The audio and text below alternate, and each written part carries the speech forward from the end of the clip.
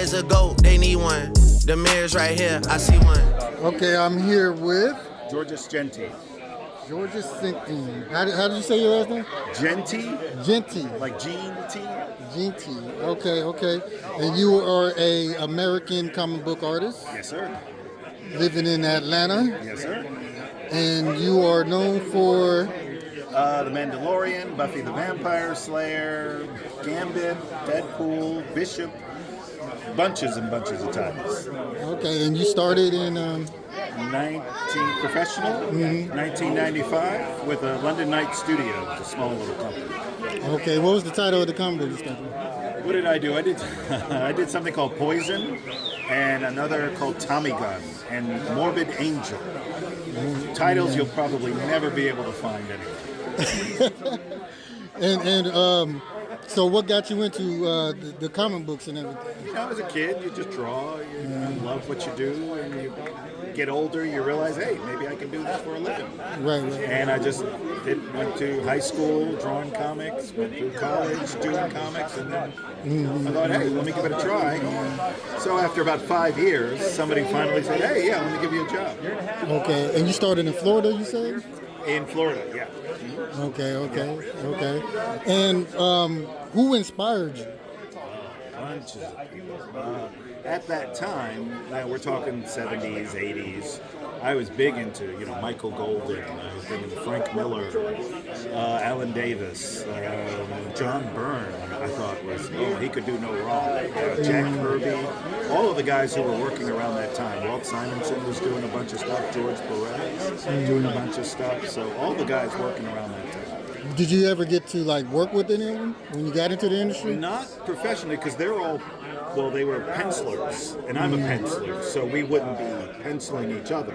Right. I did get to work with my first time at DC. I got to work with an inker, Terry Austin, who inked most of those guys as well. Right. And that was an absolute joy, for sure. Okay. Like right here, so I'm looking at your pages. And the pages are beautiful. Are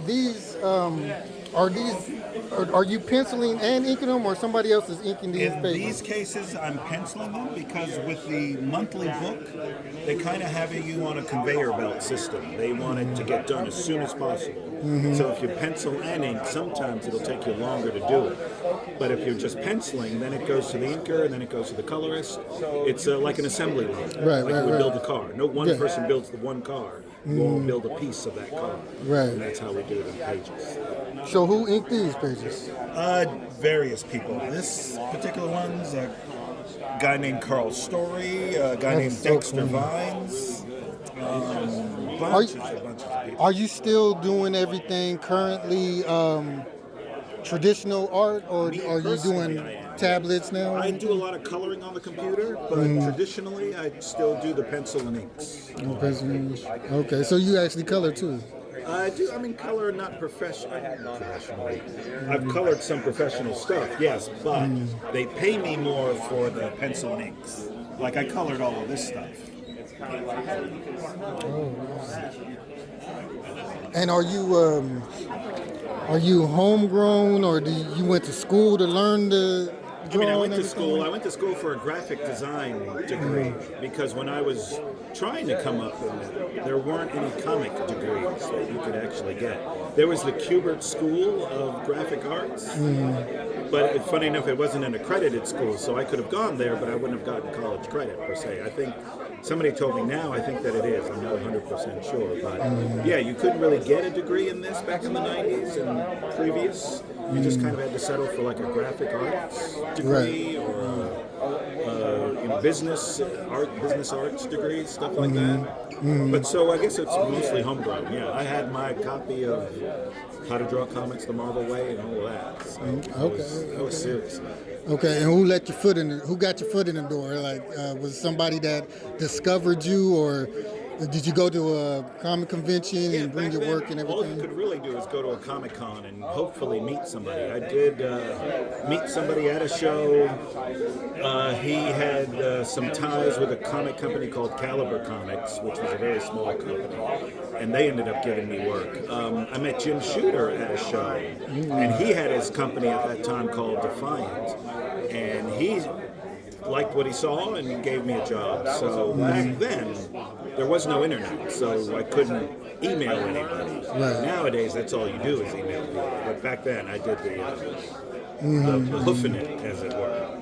Okay, and you just been in the comic book world ever since. Ever since '95, yeah. All right, and it's been good for you. It's been steady going. Have you extended into any other endeavors? Well, when you work in this business, usually you're freelance, so it allows you to do whatever you want to do. I can work for a month and then take off, or God forbid, there's not any work around and you have to end up doing something else. So you kind of have to be aware of where your finances are coming in a month or so in advance, or as long as you might think you need to. So it's been challenging. The advantage is, yes, you can do other work for other people. The disadvantage is you don't necessarily have a guarantee that you're going to be doing every work. And there's a paycheck at the end of every week or month or whenever you get paid. Right. So, what was the moment when you finally got to work for the majors? The majors, it was, it depends on what you consider majors, because Jim Shooter had a company, like I said, he used to be the editor-in-chief at Marvel. He had his own company called Defiant, and they were a pretty major company. DC was the first of the big two, if you wanted to get into that. My first DC was a Green Lantern issue. Coming in there. So. Okay. Did they reach out to you, or did you? I was working in a studio with a friend who was friendly with the writer of Green Lantern, and they needed a fill-in. And my friend said, "Well, hey, I've got my friend here. He's available for work." So I sent them some work. They came back and said, "Yeah, if you want to do a fill-in, we have a book for you." Okay. So, in your earlier days, growing up, what was your go-to comic titles, and what sparked that in you to just want to be like, I got to be an artist, I got to be...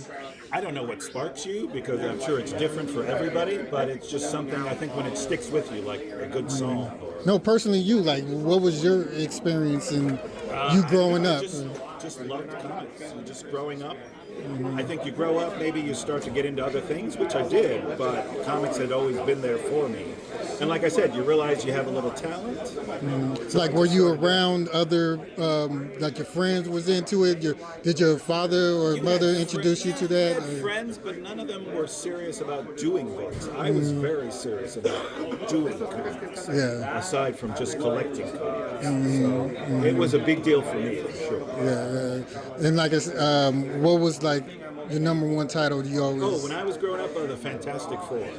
Fantastic Four. Was always my book. I love The Thing. The Thing was always cool. So Fantastic Four, Marvel 2-in-1, all of that stuff coming out, I was just enamored. And which artists during that period of Fantastic Four time? Because there's a Fantastic Four that I love, that I treasure, which is the Arthur Adams, when he was doing Fantastic Four. That was just blowing my mind. Was what Fantastic Four era were you? Well, coming up, again, I started, probably my first book I read was Fantastic Four, so that had to have been in the 70s. And I was, maybe 5 or 6 or something like that. But growing up, I loved when John Byrne finally came onto the book, and he stayed there for a couple of years. And that run that he had, I always thought was a very good run. Okay. What was your experience during because I say my golden era, my heyday is late 80s into the early 90s. You know, coming off of the Marvel, and then Image starts to rise up. Where were you at that time, and how were you feeling? Well, Image came out in 95, and that was around the time I was trying to break into the business. So around that time, I was like into Dark Horse had also started publishing, so I was very much into a lot of what they were doing, because they had a lot of these young and up-and-coming artists and writers and talents. Yeah. So I loved most everything Dark Horse was doing in the beginning. I was loving it. Okay. So you're a Dark Horse man. Yeah. At the beginning, because they were more of an anthology company, and you could get different titles, different concepts, things like that. See, I'm starting to take notice because now I live here in Georgia now. I've been here for, I think I'm going on 12 years now in Georgia, but I'm originally from San Diego. Okay. So I guess Image was more big. I kind of feel like coming back out here, they have more the other companies, which I knew them and recognized them and everything like that, but no, Image was huge. I'm sure you talked to Dan Fraga. Image was huge. Yeah, I just never liked it. I liked Jim Lee, but he wasn't a favorite artist. I liked Mark Silvestri, but he wasn't my favorite. I liked the guys who worked in it. They just weren't my favorite. So I might have picked up one or two books, but they weren't the John Burns, the George Perez, the Walt Simonson, all these other guys that I was really into. They were still doing Marvel and DC and all these other stuff. So Image was huge. Yeah, don't get me wrong. I just wasn't into it personally. I was a minority, of course, but I just really wasn't all that into it. And I also think it's a generational thing because I would say that you and my oldest brother is about the same age. Me and him both we're into comic books, whatever. But I remember because you're naming the same names that he was into that I was, observing while I was growing up. But soon as Rob Liefeld, Jim Lee, and all those started coming into the mix, that's what blew me away. So, and I knew my oldest brother, he was kind of like tussling with it, but he got into it, you know what I mean? But it is generational, yeah, because I couldn't tell you who these artists are today. I don't know a single name of any new artist today because they kind of come and go. I don't recognize the title. A lot of them look similar. To me, the guys who stick in my mind are the guys who had their real style, who had a really cool style to what they were doing. And sadly, with the Image stuff, everybody wanted to look the same. All the Image stuff looked the same. It had the same lines, same kind of characters, same everything. And I was like, I like diversity. You're gonna have a Hulk, great, but don't make every book have the same type of Hulk that you're doing there. So. Right. I kind of compare it similar to hip hop. In the beginning, hip hop, you got to be original. You have to have your own style.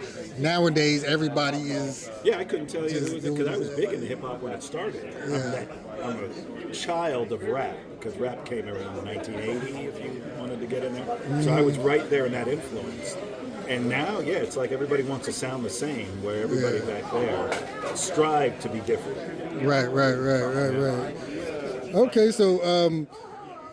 Why are you here in Georgia instead of staying in Florida? Well, I grew up in Florida. I didn't want to stay in Florida. When I moved, like when I became a legal adult and moved out, I moved out of Florida, yeah. So my mother lived in Florida, so I lived with her, and I had no choice. There more opportunities out here for like comic book artists like yourself? Oh, for sure, yeah. Okay. Back in the day, yeah. I don't know about today, but back in the day. Yeah. Okay. And do you have any other endeavors that branch from there? Have you done any movie? I've done some animation here and there. Never any movie conceptual designs or anything like that. Well, no, I did some TV stuff. But it's pretty much been comics. I love the medium, and every opportunity I've gotten has been to draw in comics. So I've never really wanted to go too far away. But I like the medium the way it is when it's done right. Right. So I haven't strayed too far, but I have done other stuff here. And what is your just going off? What you have these on display? Are these have any significance, or these are? No, these are books that I've done, and these are probably the more recent books. So when people walk around, they're like, "Oh, right, this came out last month, or this came out a week ago." And this is the latest book that I've done that just came out last month, and it's a 6-issue miniseries. So they're on the 2nd issue right now. So little things like that. I just sort of put out what's out right now. You have any creative own comic books, or where you created your own characters? I have some conceptual designs that I'm trying to put together, but I've been blessed with the opportunity of work. Every time I try to get my own stuff going, somebody calls me up and says, hey, do you want to do Star Wars? Do you want to do Deadpool? Do you want to do this? So I kind of put my stuff to the side to do that paying gig. Okay. The steady money comes in, yeah. I mean, I did publish a little book just recently called Marvel Chibi, which is just a bunch of those types of chibi designs with Marvel characters. Okay, so you pretty much stick. Do you write? Yeah, that too. Okay, Yeah, okay. I've written all the creator-owned stuff that I've done. I've written it as well. Have you written any of the comic books that you on, like the Mandalorian? No, or that anything? stuff, they pretty much, again, since it's an assembly line, they hire you for that one thing. And when I got to like The Mandalorian, hypothetically, all the scripts were written already. So all they did was just give me the scripts, and we were good to go. So they were very much, we're on an assembly. So this is your part, and we're moving to the other part. Do you like it that way, or do you ever like? That's just the way the business is. Yeah, when you were drawing comics, certainly back in the day, that's how they did it. You would get the script, you draw it, take it to the inker or the colorist or the letterer, things like that. Do you like when they break down each panel, or do you get to allow yourself just to creatively Either just? or. I'm fine with it. Some people do a breakdown, and some people do a more comprehensive. I worked with Joss Whedon on Buffy the Vampire Slayer, and he was a TV and movie writer. He directed the Avengers movie. Yeah. And he basically, when he writes his stuff, he writes it like he's writing a script. So he gave me scripts to Buffy as if they were going to be, in this case, television. And he gave me like they were going to be done on television, and I just did them in the comic book form. So either or. If it's a good story, believe me, you can't go wrong. Okay. Well, I appreciate the talk. What do you? Lastly, what do you have going on today and projected in the future that you would like to let your audience know? Well, I've got a website, what is it? Kaba Lounge, KABALOUNGE.com, that has all of my socials. And like I said, all of the stuff you see here is stuff that's been put out within the last 6 months.